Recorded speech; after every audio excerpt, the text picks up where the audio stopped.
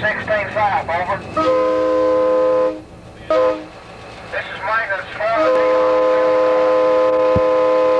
South, track's clear, over.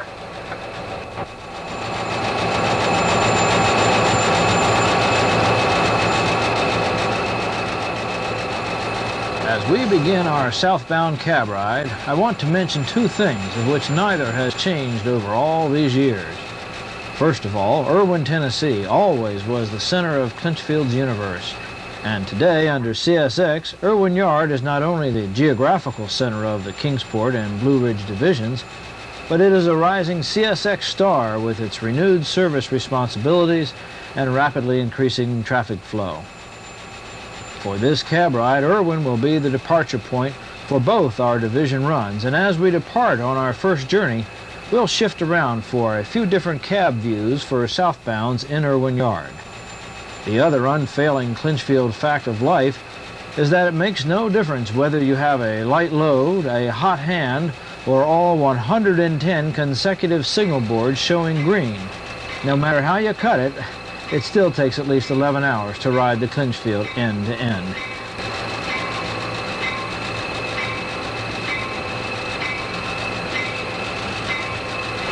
We'll be mixing several mid-80s videotapes and even some late 60s and 70s 8mm movies with current video to give you the same sights that Clinchfield engineers have enjoyed over the last 4 decades. The celebrity voices you'll hear belong to CSX employees who work this line day in and out, in some cases for more than 40 years. I feel most fortunate and appreciative that these fine people have been so willing to lend a hand, or in this case, their voices. So let's just jump over to the west side of Erwin Yard and listen in on a few of our experts. Who better to get things underway than Assistant Superintendent Operations, C.F. Bailey. Joining in with Mr. Bailey will be two 20-year engineers, Wayne Cable and Bob Edwards.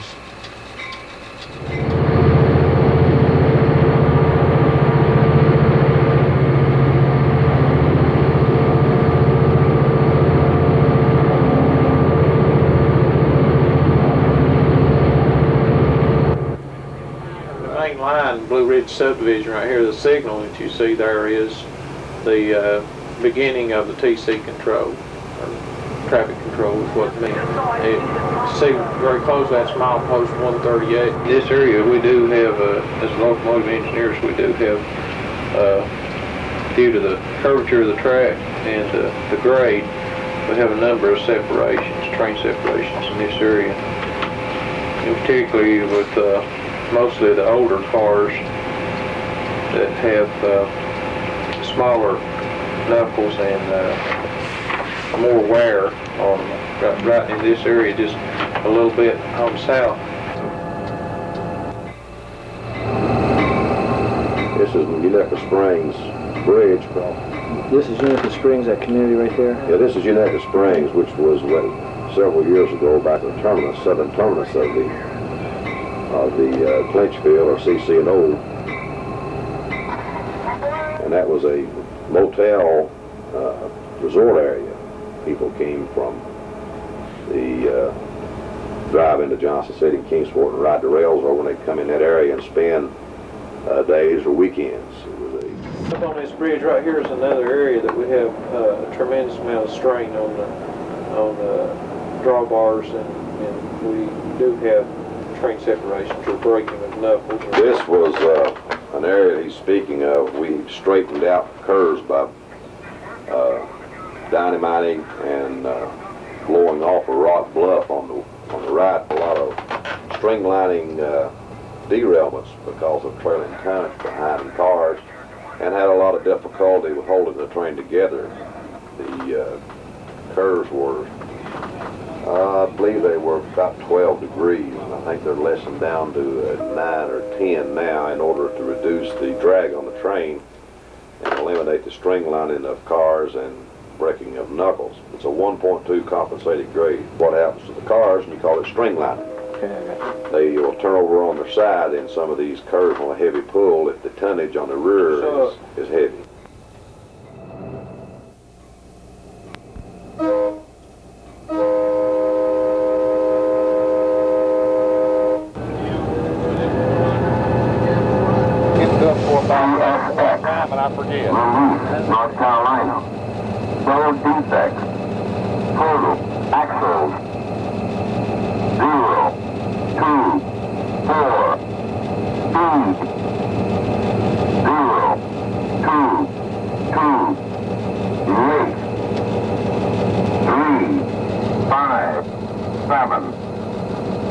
CSX.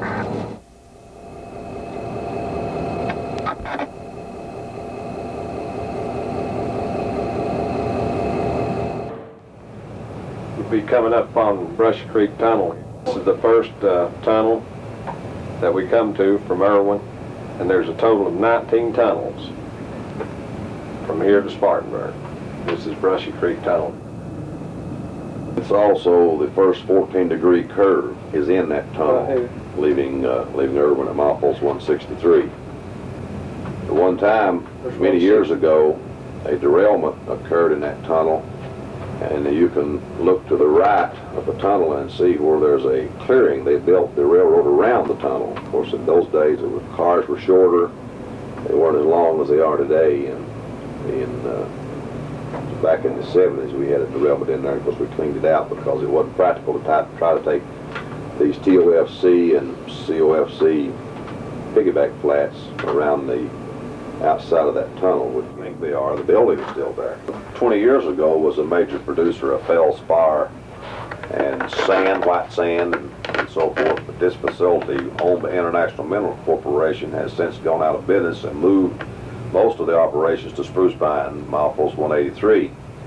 And the tracks servicing this facility have been removed. This is an interchange here with the Yancey, old Yancey Railroad right here.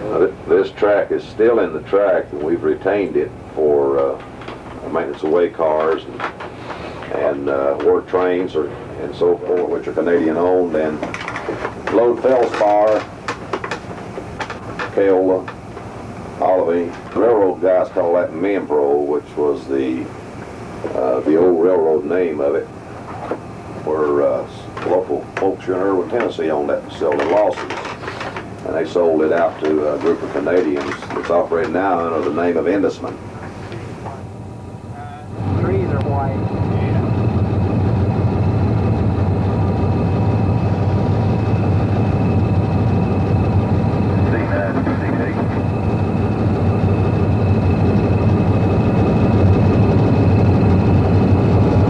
He probably went to Altapass. Just on the other side between the Blue Ridge Tunnel and the Vance Tunnel there's some storage tracks there. Is Altapass, North Carolina, which a Y is at that location for the turning of engines, and was built back in the early days of the railroad's construction. There was another large tourist resort at this location, had a large motel and restaurant facilities, which was the southern terminus, the end of the Clinchfield Railroad before the Blue Ridge Mountain loops were built. And just to the right of us, and between the legs of that Y, was where the motel was situated. It's also the location that the Clinchfield Railroad's former operation of the 120 and 140 car coal trains had their pusher engines cut off and turn on that Y to come back light to Erwin.